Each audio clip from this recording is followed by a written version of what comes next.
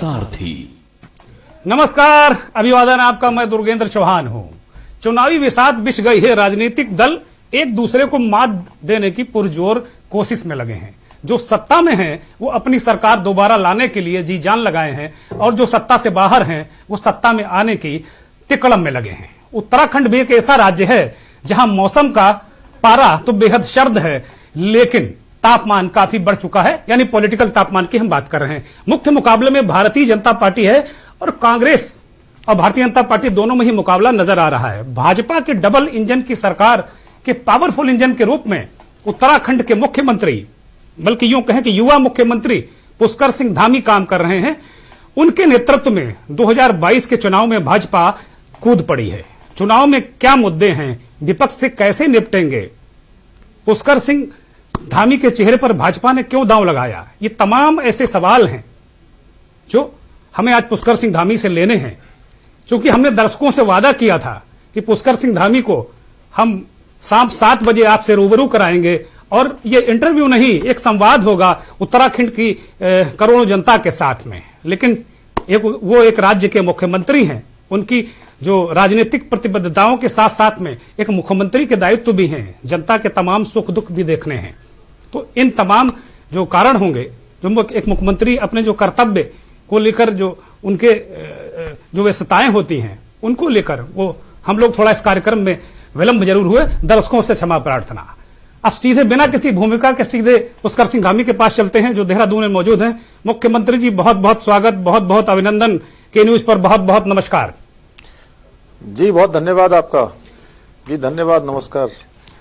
कुल मिलाकर गणतंत्र की पूर्व संध्या की भी बहुत बहुत बधाई। कल गणतंत्र दिवस है, और एक भारत अपने आप में एक बहुत मजबूत गणतंत्र है, मजबूत नेतृत्व है। आप जैसे युवा नेता और प्रधानमंत्री मोदी जैसे एक परिपक्व और मजबूत नेता के नेतृत्व में ये देश आगे बढ़ रहा है। बहुत शुभकामनाएं, बहुत धन्यवाद। आपने के न्यूज को समय दिया। बहुत व्यस्तताएं हैं, मुझे लगता है आपको हाथ में चोट भी लगी हुई है। जी, आपको बहुत बहुत शुभकामनाएं। साथ ही हमारे सभी जो श्रोतागण हैं, जो दर्शक हैं, उन सभी को भी मैं गणतंत्र दिवस की बहुत शुभकामनाएं देता हूं, बहुत बधाई देता हूं।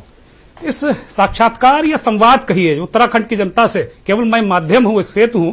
आप और जनता आमने सामने हैं इस पूरे कार्यक्रम में हमारे, और अगले करीब आधे घंटे तक हम और आप चर्चा करेंगे। चूंकि आपकी व्यस्तताएं हैं, जैसा मुझे सूचना मिली कि आपको जाना भी है बहुत जल्दी, सड़क मार्ग से यात्रा भी करनी है। तो एक सामान्य सा एक औपचारिक सवाल पूछ लेते हैं, उसके बाद सीधे मुद्दों पर आते हैं कि आप एक सैनिक परिवार से, आपके पिता फौजी रहे हैं, और एक बहुत सुदूर पिथौरागढ़ इलाके से आप आते हैं। जब उत्तर प्रदेश एक था तो हम सुना करते हैं, तमाम पुलिसकर्मियों को कहा जाता था कि आपका ट्रांसफर पिथौरागढ़ कर दिया जाएगा, तो उसे वो दंड मानते थे। तो बड़ा ही दुरूह और दुर्गम इलाका है। वहां से आते हैं, संघर्ष किया, राजनीति में कैसे आना हुआ, एक बड़ा औपचारिक सवाल है। देखिए, मैं विद्यार्थी परिषद का कार्यकर्ता था, लखनऊ विश्वविद्यालय में पढ़ता था। वहीं से विद्यार्थी परिषद के कार्यक्रमों में जाता था, और जाते जाते एक कार्यकर्ता के रूप में जो भी दायित्व मिलते गए, उनको जो भी अपना जितना जो भी अपनी योग्यता थी, जितनी अपनी क्षमता थी, उसके अनुरूप काम करते रहे। काम करते करते विचार परिवार, संगठन, और फिर युवा मोर्चा में, फिर पार्टी में, ये दायित्व मिलते मिलते पता ही नहीं लगा कि राजनीति में कैसे आ गए। एक परसेप्शन बन गया है। अभी आमतौर पर एक परसेप्शन था कि 5 साल भारतीय जनता पार्टी और 5 साल कांग्रेस उत्तराखंड में आएगी, लेकिन इस बार पुष्कर सिंह धामी की वजह से परसेप्शन कुछ चेंज होता नजर आ रहा है। ऐसा लग रहा है कि वो सारी चीजें जो एकदम आदमी कह जाता कि इस बार बीजेपी आएगी या इस बार कांग्रेस आएगी, लेकिन ऐसा अब चाहे उत्तराखंड के बाहर हो या उत्तराखंड के अंदर हो, ऐसा लोग नहीं कह पा रहे हैं। इसके पीछे का मूल कारण क्या है धामी जी? देखिए, इसके पीछे का मूल सबसे बड़ा कारण है हमारे देश के प्रधानमंत्री जी का नेतृत्व, और उनके नेतृत्व में जब से भारतीय जनता पार्टी आगे बढ़ रही है, 2014 के बाद जब देश के प्रधानमंत्री बने हैं, तो पूरे हिंदुस्तान के जो इस प्रकार के एक वो थे कि एक बार वो आएंगे, ये सारे रिकॉर्ड, ये सारे इतिहास सब बदल गए। जैसे आपने देखा होगा, आसाम के अंदर कभी भाजपा की सरकार नहीं बनती थी, आसाम में भाजपा की सरकार बनी, एक बार नहीं दोबारा बनी।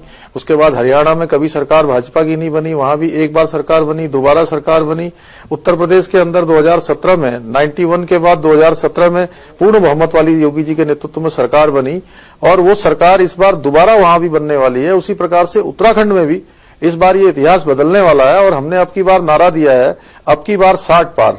जब चुनाव शुरू हुआ था तो लोग कह रहे थे कि आपकी जो सीटें हैं 35 से 40 के बीच आएंगी, फिर कहने लगे 40 से 45 के बीच आएंगी, आज सब कह रहे हैं 45 से 50 के बीच में है। लेकिन मैं कह रहा हूं कि जिस दिन चुनाव होगा उस दिन हमारी सीटें 60 के पार होंगी और उत्तराखंड की जनता हमें आशीर्वाद देगी, क्योंकि हमने।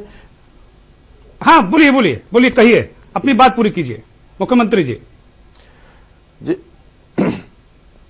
क्योंकि हमने पिछले 5 सालों में माननीय मोदी जी के नेतृत्व में उत्तराखंड के अंदर तमाम विकास की योजनाएं शुरू हुई हैं, तमाम योजनाएं पूरी हुई हैं, तमाम पर काम चल रहा है, हर क्षेत्र में काम हुआ है। हम काम के आधार पर लोगों के बीच में जा रहे हैं। अब इस बार उत्तराखंड की जनता को तय करना है काम और कारनामे करने वालों के बीच में, कि कारनामों को वोट देना है कि काम करने वालों को वोट देगा। मेरे उत्तराखंड की देवतुल्य जनता भली भांति जानती है कि उन्होंने चूंकि एक ऐसी सरकार चुननी है यहाँ जो नरेंद्र मोदी जी की सरकार के साथ चल पाए, जो भारत की सरकार के साथ चल पाए और उत्तराखंड के विकास को आगे ले जाए। तो उसमें निश्चित रूप से हमें आशीर्वाद मिलेगा और मिल रहा है हर जगह जहां भी हम गए। कांग्रेस ने कैंपेन लॉन्च किया है मुख्यमंत्री जी, कांग्रेस ने कैंपेन लॉन्च किया है 4 धाम 4 काम, इसे किस तरह देखते हैं? देखिए वो केवल लॉन्च कर सकते हैं, वो चुनाव के लिए जो भी लॉन्च कर रहे होंगे कि उनके जो भी कार्यक्रम है वो चुनाव के लिए हैं और वो चुनाव तक के ही कार्यक्रम है। क्योंकि उनके उसमें जो 500 रुपए तक का सिलेंडर देने की बात भी उसमें कही गई है जी। किसी भी राज्य में जहां कांग्रेस पार्टी की सरकार है कहीं भी ये नियम लागू नहीं हुआ है, तो यहां कैसे लागू कर लेंगे वो?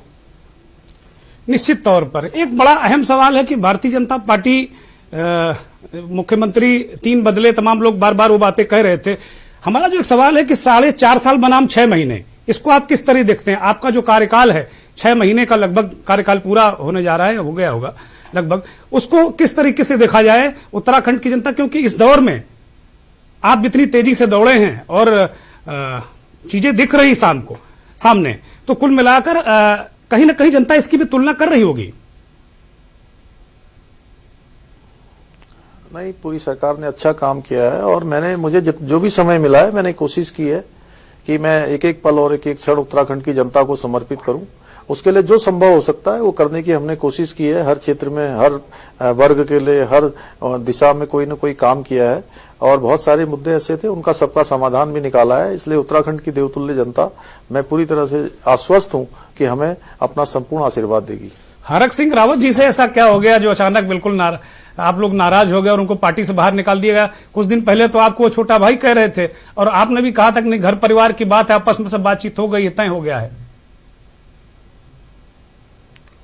हमारी पार्टी कैडर आधारित पार्टी है, कार्यकर्ता आधारित पार्टी है और इसमें नीति और सिद्धांत इसके आधार पर चलने वाली पार्टी है, इसलिए उन पर पार्टी ने निर्णय ले लिया।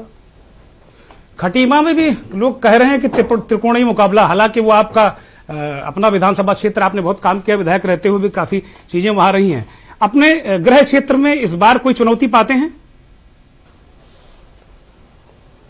नहीं, इस बार की जिम्मेदारी जिस खटीमा क्षेत्र की देवतुल्य जनता ने मुझे लगातार अपने क्षेत्र से, उस क्षेत्र से सेवा का अवसर प्रदान किया है, इस क्षेत्र की जिम्मेदारी इस बार वहां की जनता की है। क्योंकि मुझे पूरे प्रदेश में जाना है, इसलिए मैंने सारा का सारा उन्हीं के ऊपर सौंप दिया है। सारा भार जो है खटीमा की जनता के ऊपर है कि वही चुनाव लड़ेंगे, वही जिताएंगे मुझे। उत्तराखंड की जनता के लिए कोई संदेश देना चाहें तो ये मेरा अंतिम आग्रह है आपसे। देखिए, उत्तराखंड की जनता से मैं यही कहना चाहूंगा कि लोकतंत्र का महापर्व है और 5 साल में एक बार सरकार चुनने का अवसर आता है। मुझे जो भी समय मिला है मैंने माननीय प्रधानमंत्री मोदी जी के मार्गदर्शन में और निर्देशन में चीजों को आगे बढ़ाने का काम किया है, बहुत सारे फैसले लिए हैं।